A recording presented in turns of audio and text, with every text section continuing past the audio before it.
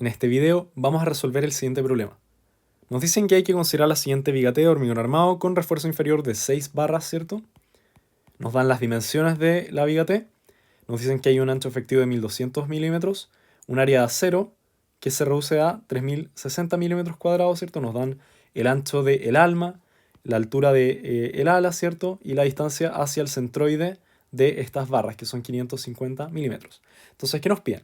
Nos piden determinar la capacidad flexural de la viga, el MN, y la curvatura asociada, y nos dicen que hay que ver cómo cambian los resultados si es que el área de acero aumenta a 8712 milímetros cuadrados. Ahí sí nos dicen que hay que considerar que la distancia al centroide del área de acero sigue siendo la misma, es decir, los 550 milímetros. Entonces, como primera cosa que siempre hay que hacer, determinar la geometría y datos del problema. Entonces, la altura del ala, ¿cierto? Son 100 milímetros. El ancho efectivo que nos dan son de 1200 milímetros.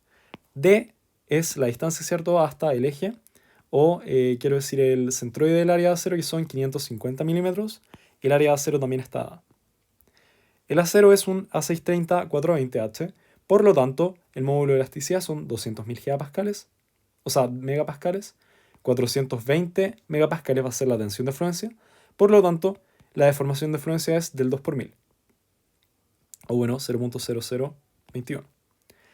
Luego nos dicen que es un hormigón grado G25, o sea, 35, por lo tanto el F sub C' son 35 megapascales. Entonces, ¿qué hay que hacer? Determinar la capacidad flexural de la viga, ¿cierto?, del MN, y la curvatura asociada. Para esto, en este tipo de problemas con vigas T, lo que hacemos es dar dos supuestos. Entonces, el primero es que la zona de compresión está en el ala de la viga. Eso quiere decir que el bloque de Whitney que nosotros utilizamos para determinar esto es menor, ¿cierto?, o la altura del bloque de Whitney es menor que el alto de el ala. Y el segundo supuesto es que el acero inferior está en fluencia, es decir, que L sub S es mayor que L sub I. Por lo tanto, entonces vamos a hacer equilibrio y vamos a imponer que las fuerzas de compresión sean iguales a las fuerzas de tracción.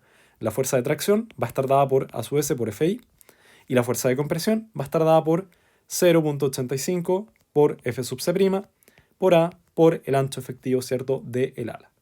Esto es el bloque de Whitney. Entonces ahí despejamos el A y nos da un valor, ¿cierto?, de 36 milímetros.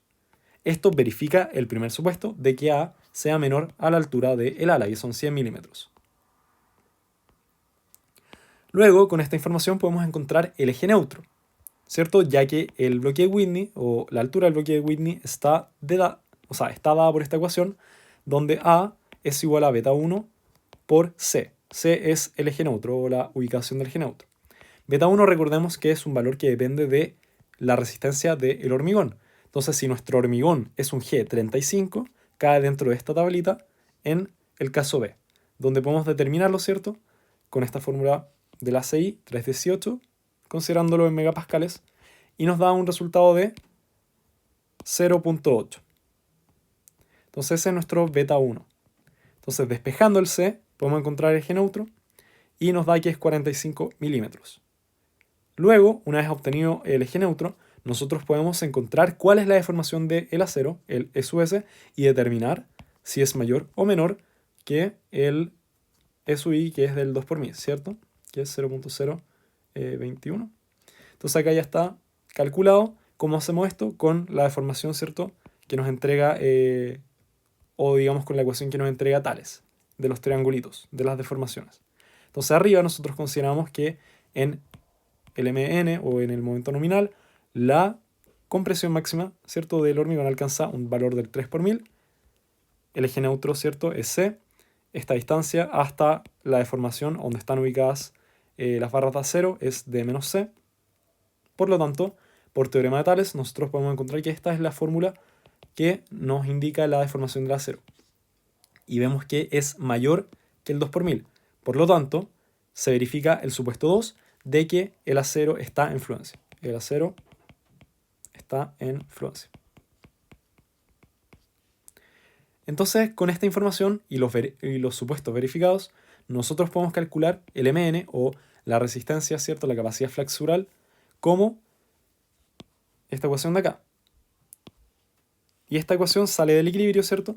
Si nosotros vemos acá esta figura, tenemos la viga. ¿Y qué cosas tenemos acá? Tenemos que el eje neutro, ¿cierto?, se ubicaba a una distancia C, esta sería C 45 milímetros, y el A eran 36 milímetros, ¿cierto? La altura del bloque Whitney. La fuerza de compresión va a estar ubicada, ¿cierto?, a una distancia, a una distancia, ¿cierto?, de D menos A medios de la fuerza de tracción. Entonces, si nosotros hacemos el equilibrio de momento en este punto, podríamos encontrar, ¿cierto?, que el Mn es la fuerza de tracción con el brazo que tiene, que es D menos A medios. Entonces, si nosotros empezamos a calcular que T es A sub S por Fi, y tenemos que el brazo es D menos A medios, lo calculamos, ¿cierto? Y nos da que el momento nominal son de newtons por milímetro a kilonewton por metro, 677.9 kilonewton por metro. Y nosotros, ya obteniendo el momento nominal, también podemos obtener, ¿cierto?, el phi sub n, o la curvatura, ¿cierto?, asociada a este momento nominal. Entonces, ¿cómo calculamos el phi sub n? También con tales, o bueno, no con tales, sino que con la aproximación de la tangente, ¿cierto? Ya que en este punto, ¿cierto?, recordemos que en este diagrama el ángulo que se forma acá es el de la curvatura. Por lo tanto, nosotros podemos obtener que va a ser 0.003 partido en C. Es lo que tengo acá. La deformación ECU partido en el eje neutro, ¿cierto? Lo pongo en unidades de metro y me da 0.0667, 1 partido en metro, o radianes, bueno, radianes partido en metro. Pero bueno, ese es el momento o la capacidad flexural, ¿cierto? Y su curvatura asociada. Recordemos que esto siempre vamos a utilizarlo, ya que viene del triangulito de deformaciones, que siempre son lineales. Bien. Ahora la pregunta B nos dice cómo cambian los resultados si es que a su vez aumenta a 8.712 milímetros cuadrados. Y nos dicen que el D se mantiene igual. Entonces, al igual que antes, vamos a suponer los dos supuestos, que es el primero: la zona de compresión está en el área de la viga, en el ala de la viga, es decir, que A es menor a HF. Y en segundo lugar, vamos a considerar que el acero inferior está en fluencia, es decir, que su S es mayor o igual que la deformación del 2 por 1000. Max, carga el iPad que se va a apagar. Bien, entonces ahora, ¿cómo continuamos esto? Si nosotros imponemos el equilibrio, al igual que antes, es decir, que las fuerzas de tracción son iguales a las fuerzas de compresión, estableciendo que el bloque de Whitney se produce en el ala exclusivamente, podemos calcular que, ¿cierto?, la fuerza que nos da el bloque de Whitney es esta de acá, 0.85 F sub C' por A por B sub B, igual que antes, pero el área de acero cambia, nos va a dar que el A es mayor que la altura de el ala, ¿cierto?, que son los 100 milímetros. Entonces, ¿qué pasa? Tenemos un supuesto erróneo, porque el A nos dio mayor que el HF.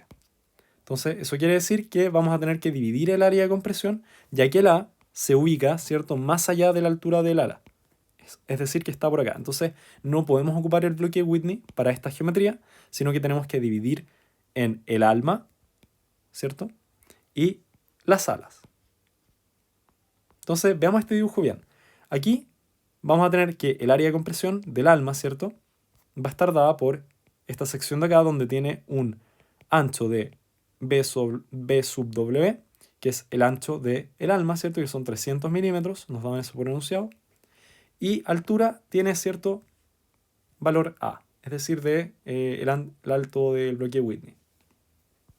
Entonces, la segunda parte, ¿cierto?, que tenemos es las alas.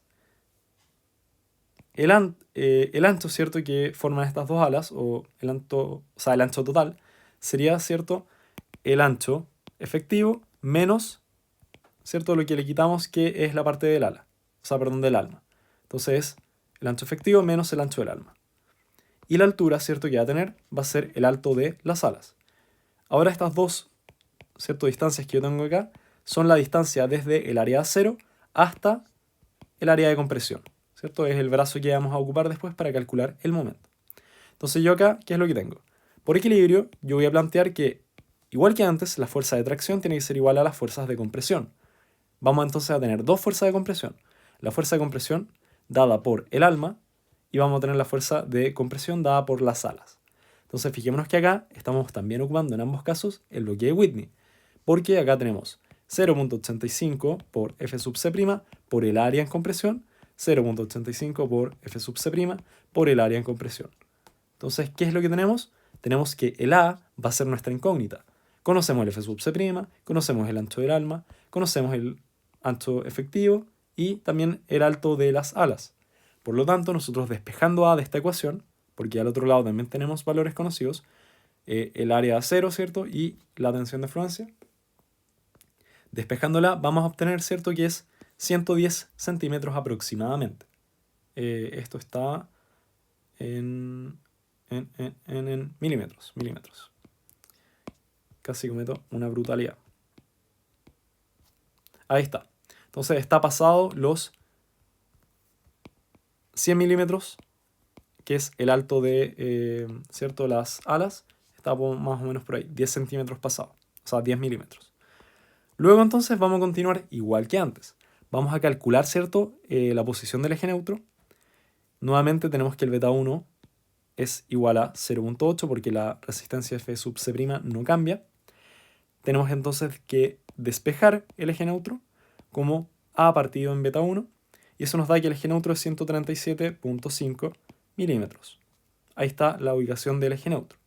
Entonces nuevamente vamos a comprobar que el acero esté efectivamente en fluencia. Porque si no está en fluencia, ¿qué es lo que pasa? Si el acero no está en fluencia, ¿dónde está la parte en que nosotros metimos la fluencia? Acá, en la fuerza de acero. Nosotros dijimos que era A sub S por FI. Pero ¿qué pasa si no está en fluencia? Va a ser A sub S por Fs. Y ahí vamos a tener que calcular de nuevo muchas cosas. Bien, entonces, ¿cómo hacemos esto? La deformación del acero, vamos a comprobar que está en fluencia mediante la ecuación que nos da tales, ¿cierto? La regla de los triángulos. Entonces, acá vamos a obtener que E sub S es igual a 0.009. Y esto es mayor que el 2 por 1000, ¿cierto? O 0.00221, o sea, 2,1. Que nos da por enunciado, ¿cierto? El E sub I. Entonces, se verifica el supuesto de que el área de acero, o las barras de acero al final, estén en fluencia.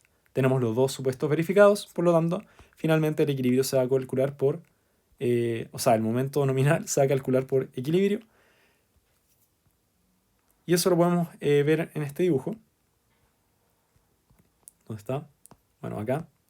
Donde nosotros vamos a tener que el momento nominal, ¿cierto? Va a estar dado por las dos fuerzas de compresión, que es la del alma y la del ala, ¿cierto? Y ambas están ubicadas a una distancia de menos a medios y de menos HF partido en 2, respectivamente. Entonces, bueno, yendo a la ecuación, ¿cierto? Vamos a tener que el Mn está dado por la fuerza del alma de compresión, por el brazo que tiene desde el área de acero, ¿cierto? Estamos calculando con respecto al área de acero abajo. Y a eso le tenemos que sumar el aporte, ¿cierto? Que tiene el área de compresión de las alas, que tienen un brazo de D menos HF partido en 2. Entonces acá empiezo a reemplazar, ¿cierto? Teníamos que el C sub W es igual a esta expresión de acá, por el brazo. Tenemos que el C sub F es igual a esta expresión de acá, igual que antes, es el bloque de Whitney para ambos casos. Y finalmente obtenemos que el momento nominal son 1929.3 kN por metro, mucho más que antes.